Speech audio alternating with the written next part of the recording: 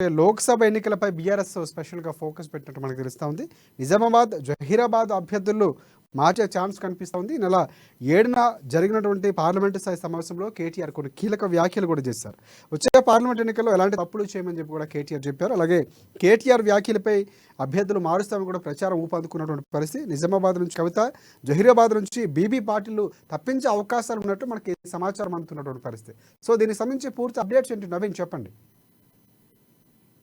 Thank you Rajasekhar. ఇటు నిజామాబాద్ తో పాటు పార్లమెంట్ అభ్యర్థులను మార్చే అవకాశం ఉందా అంటే ఆ పలు అవునని అనిపిస్తుంది. ముఖ్యంగా ఇటు బిఆర్ఎస్ వర్కింగ్ ప్రెసిడెంట్ కేటీఆర్ మాటలు చూస్తుంటే కూడా పలు అనుమానాలు హైదరాబాద్ లోని తెలంగాణ భవన్ లో ఇటు పార్లమెంట్ స్థాయి సమావేశాన్ని ఏర్పాటు చేశారు. ఈ సమావేశంలో ఇటు నిజామాబాద్ తో పాటు జహీరాబాద్ పార్లమెంట్ సంబంధించిన ముఖ్య నాయకులు, మాజీ ఎమ్మెల్యేలు కూడా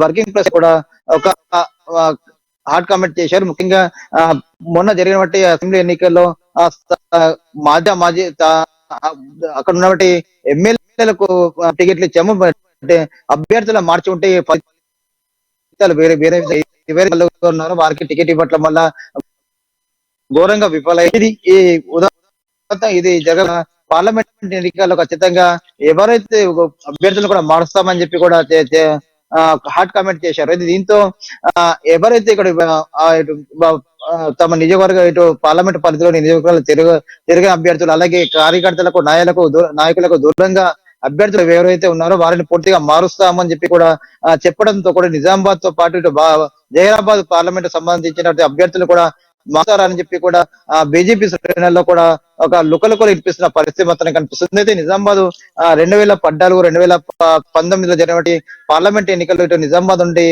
సీఎం కేసీఆర్ కూతురు కవిత, అలాగే జహీరాబాద్ నుండి బీబీ పాటిల్ బదిలో ఉన్నారు. అయితే 2014 జరిగిన ఎన్నికల్లో ఇటు ఎమ్మెల్సీ ఇటు కవిత నిజామాబాద్ పార్లమెంట్ గా, అలాగే జహీరాబాద్ నుండి బీబీ పాటిల్ ఎన్నికయ్యారు. మొన్న 2019 జరిగిన ఎన్నికల్లో కవిత అరవింద్ చేతిలో ఓటమి పాలైంది. అయితే జహీరాబాద్ నుండి రెండోసారి బీబీ పాటిల్ గెలుపొందారు. అయితే ఇప్పుడు మళ్ళీ 1 నెలలు జరిగిన ఎన్నికల్లో కూడా వీరిద్దరు మారుస్తారు అన్న కూడా సందేహాలు వేస్తున్నాయి. ముఖ్యంగా నిజామాబాద్ జిల్లా కవితకు పేరు కూడా అక్కడ పార్లమెంట్ సమావేశంలో కూడా టికెట్ ఇస్తామని చెప్పి కూడా కేటీఆర్ చెప్పకపోవడంతో కూడా అసలు కవితకు టికెట్ ఇస్తారా లేక వేరే నాయకుడిని నిలబెడతారని కూడా నిజామాబాద్ పార్లమెంట్ బీఆర్ఎస్ నాయకులు అనుమానం వ్యక్తం చేస్తున్నారు. దీంతో పాటు జహీరాబాద్ పార్లమెంట్ ఎన్నికల్లో కూడా 3వసారికి బీబీ పాటిల్ టికెట్ వస్తుందా అని కూడా సందేహం వెలిపిస్తున్న పరిస్థితి కనిపిస్తుంది. దీంతో పాటు మాజీ స్పీకర్ ప్రస్తుత బాన్సువాడ ఎమ్మెల్యే కూడా మొన్న జరిగినటువంటి అసెంబ్లీ ఎన్నికల్లో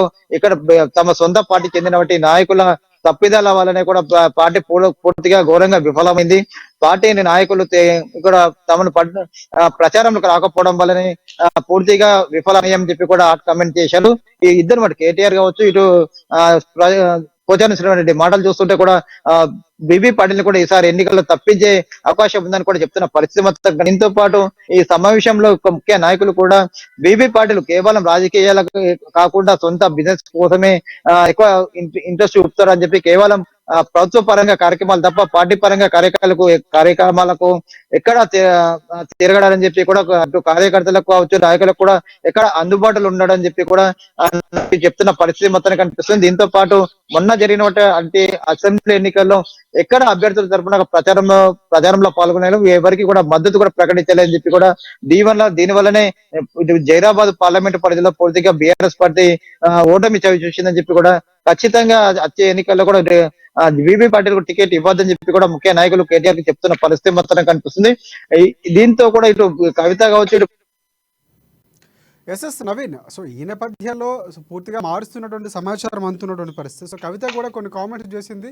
సో కార్యకర్తలకు మా మాటలు వెళ్లకుండా సొంత పార్టీ నేతలే కొంతవరకు కూడా అడ్డుపడ్డారు, సో దానివల్ల ఓడిపోయినటువంటి పరిస్థితులు కూడా అని చెప్పినటువంటి పరిస్థితి. ఇప్పుడు ఇవన్నీ చూసుకుంటే కనుక సో వీరిద్దరిని మారిస్తే బీబీ పాటిల్ కవితను మార్చిన తర్వాత ఈ స్థానంలో ఎవరు నియమించే అవకాశం కనిపిస్తుందో అదిగా ఇక్కడ బీఆర్ఎస్ పార్టీ అడుగులు వేస్తున్నటువంటి పరిస్థితి. ఎందుకంటే అక్కడ కేటీఆర్ వ్యాఖ్యలు చూసుకుంటే 90 రోజుల్లో అసలు సినిమా ముందు కనిపిస్తుంది కాంగ్రెస్ పార్టీకి అంటూ కూడా కొన్ని వ్యాఖ్యలు చేశారు. సో ఇక వ్యూహాత్మకంగా వెళ్తే ఎవరికి అక్కడ సీట్ ఇచ్చే అవకాశం కనిపిస్తా ఉంది?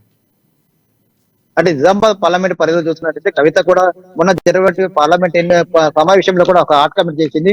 మొన్న జరిగినటువంటి అసెంబ్లీ ఎన్నికల్లో కూడా అక్కడ ఉన్నటువంటి అభ్యర్థులు మార్చకపోవడం వలన ఇక్కడ పూర్తిగా కోల్పోయామని చెప్పి, ముఖ్యంగా తనకు ప్రచారంలో భాగంగా తనకు వెళ్తున్న జిల్లా పర్యటనకు వస్తున్న తనకు అక్కడ కార్యకర్తలతో కూడా ఇక్కడ టచ్ లేకుండా చేశారని చెప్పి, కార్యకర్తలు తమకు గ్యాప్ పెంచేందుకు కూడా ఇక్కడ ఉన్నటువంటి నాయకులు కృషి చేశారని చెప్పి కూడా చెప్తున్న పరిస్థితి మాత్రం కనిపిస్తుంది. అయితే కవితని కూడా మారితే మాత్రం ఖచ్చితంగా ఇక్కడ మరో కొత్త వ్యక్తిని చూడవలసిన పరిస్థితి ఉంది. ఎందుకంటే ఇప్పుడు బీజేపీ పార్టీ నుండి ధరంపూర్ అరవింద్ ఉన్నాడు. దీంతో పాటు కాంగ్రెస్ పార్టీ నుండి ఇటు మొన్న జరిగిన అసెంబ్లీ ఎన్నికల్లో భారీ మెజార్టీ కాంగ్రెస్ పార్టీ గెలిచింది. అయితే ఇక్కడ కాంగ్రెస్ పార్టీ తరఫున ఏమి నాయకులు కూడా ఇక్కడ బరిలో ఉంటామని చెప్పి కూడా చెప్తున్న పరిస్థితి మాత్రం కనిపిస్తుంది. ఈ రెండు పార్టీలను ఖచ్చితంగా ఢీకొనాలంటే కవిత తప్ప ఇంకా వేరే సోర్స్ కనిపించని పరిస్థితి బీఆర్ఎస్ పార్టీకి ఉంది. అయితే ఇటు జైరాబాద్ చూసుకున్నట్టే జైరాబాద్ పరిస్థితి వేరేలా ఉంది. అయితే బీబీ పాటిల్ కూడా పార్టీకి దూరంగా ఉంటాడు, కేవలం తన బిజినెస్ చూసుకుంటాడు. ఇక్కడ మొన్న జరిగిన అసెంబ్లీ ఎన్నికల్లో కూడా బీబీ పాటిల్ ఎక్కడ ప్రచారంలో పాల్గొనలేడు. ఖచ్చితంగా బీబీ పాటిల్ మార్చాలని చెప్పి కూడా అక్కడ నాయకులు కావచ్చు, కార్యకర్తలు చెప్తున్న పరిస్థితి మాత్రం కనిపిస్తుంది. అయితే ముఖ్యంగా చూసుకున్నట్లయితే ఇక పోచారం శ్రీనివాస్ రెడ్డి కూడా కొన్ని రోజుల క్రితం సీఎం కేసీఆర్ ని కలిశారు. తన కొడుకుకు జైరాబాద్ పోచారం భాస్కర్ రెడ్డికి జైరాబాద్ ఎంపీ టికెట్ ఇవ్వాలని చెప్పి కూడా చెప్తున్న పరిస్థితి కనిపిస్తుంది. గతంలో 2014 కావచ్చు, 2014 కావచ్చు, 2013 జరిగిన అసెంబ్లీ ఎన్నికల్లో కావచ్చు, బాన్స్వాడ అభ్యర్థిగా తనకు కాక తన కుమారుడు భాస్కర్ రెడ్డికి టికెట్ ఇవ్వాలని చెప్పారు. అయితే సీఎం కేసీఆర్ ఆదేశాల మేరకు తాను 2 సార్లు కూడా ఎమ్మెల్యేగా బరిలో ఉన్నాడు. అయితే ఈసారి సీఎం కేసీఆర్ చెప్పినట్లుగా తాను బరిలో ఉన్నాను, గెలిచాను. ఈసారి కూడా ఎంపీ అభ్యర్థిగా తన కుమారుడు పోచారం భాస్కర్ రెడ్డికి టికెట్ ఇవ్వాలని చెప్పి కూడా చెప్పిన పరిస్థితి కనిపిస్తుంది. ఒకవేళ బీబీ పాటిల్ మార్చే మాత్రం పోచారం శ్రీనివాస్ రెడ్డి కొడుకు మాత్రం ఇచ్చే అవకాశాలు ఉన్నట్లు కూడా తెలుస్తున్న పరిస్థితి మాత్రం కనిపిస్తుందని చెప్పవచ్చు. రాజశేఖర్.